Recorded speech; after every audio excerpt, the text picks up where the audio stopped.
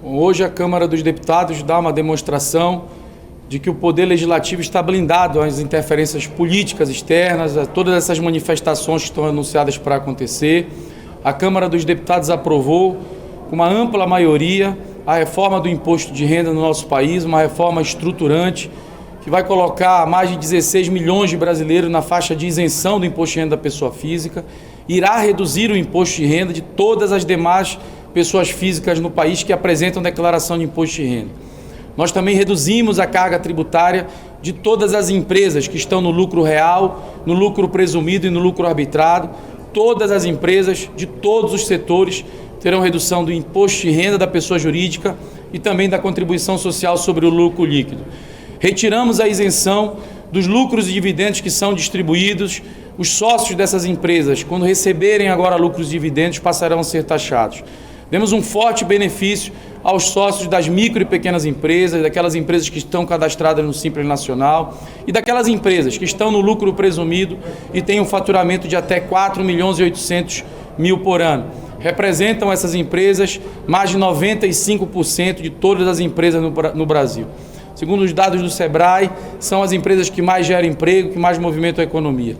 A ampla votação do texto principal e uma larga vantagem na votação de todos os destaques desse texto mostra a blindagem da Câmara dos Deputados em relação ao cenário externo, a eleição que ocorrerá no ano que vem.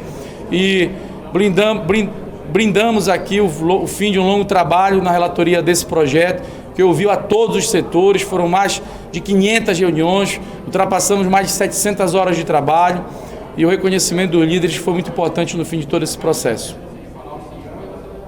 Alguma pergunta? Não ouvi. Eu ainda não ouvi. Agro Mais da Band, deputado Bruno Amorim. Oi, Bruno. Deputado, além desse destaque que houve essa mudança de 20% para 15% na cobrança de lucros e dividendos à pessoa física, ainda algum outro destaque que possa vir a mudar, já que o texto básico foi aprovado na noite de ontem e com ampla maioria, praticamente sem mudanças? Finalizamos a votação do projeto, aprovamos ontem o texto básico, 398 votos a favor e 77 contra, e acabamos de finalizar a votação de todos os destaques. Todos os destaques foram rejeitados, mantendo o texto original.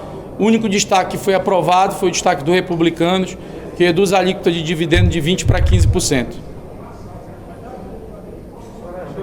Lá no Senado, essa proposta vai passar da mesma forma como passou aqui? Acredito que os senhores senadores e as senhoras senadoras terão o mesmo compromisso que a Câmara teve, no sentido de reduzir os impostos de todas as pessoas físicas no país. É um pleito antigo, é uma tabela que está muito desatualizada e vai trazer benefícios para todas as pessoas físicas. Eu acredito que o Senado também deve aprovar essa matéria no mesmo sentido. Até o ministro Paulo Guedes falou que seria a questão da tributação de 20% dos lucros e dividendos um imposto modesto, que acabou entrando num acordo, costurando um acordo da base, com a posição de 15%. Mesmo quando podemos dizer essa discrepância com 5%, você vê ainda como positivo esse acordo, por mais que não agrade tanto assim o ministro Paulo Guedes? Bom, diante da perspectiva, do sentimento do plenário, de que haveria a possibilidade, tanto na Câmara quanto no Senado, da redução dessa alíquota de 20% para 15%, esse relator tomou o cuidado de elaborar um texto que pudesse suportar essa redução da alíquota. Por isso que a alíquota do imposto de renda da pessoa jurídica, antes prevista em 6,5%, terminou sendo aprovada em 8%.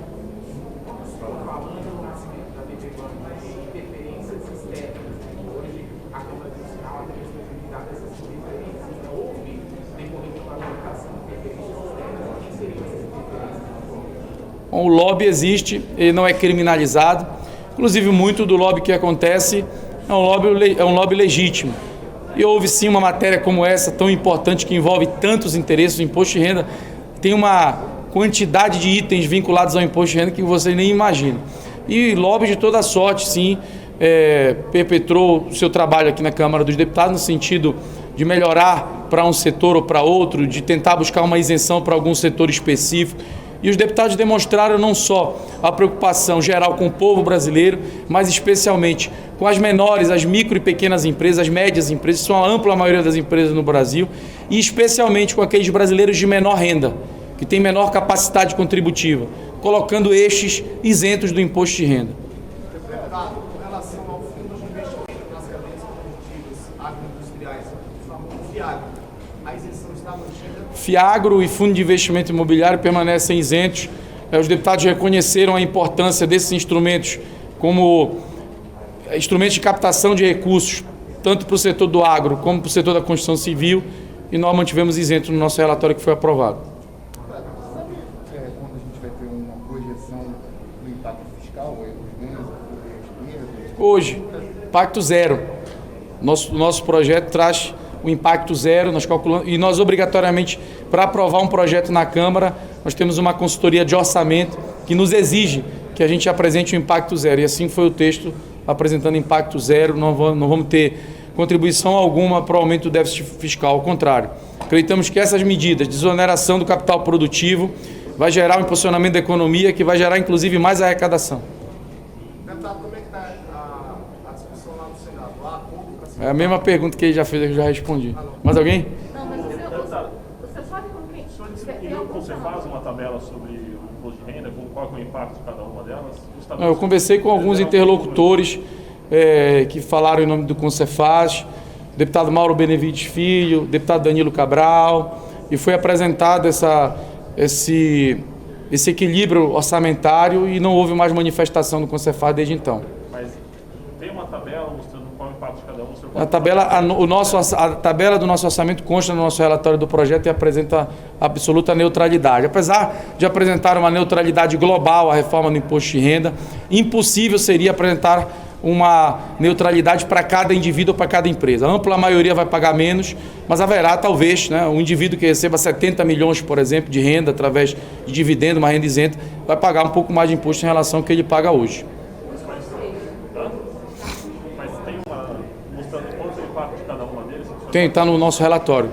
Mais alguma? Essa promoção pode desatar a reforma tributária que está travancada aqui na Câmara e no Senado? Qual é a reforma? A reforma tributária. Acabamos de aprovar aqui a reforma do imposto de renda. A do consumo, trata do PIS e COFINS.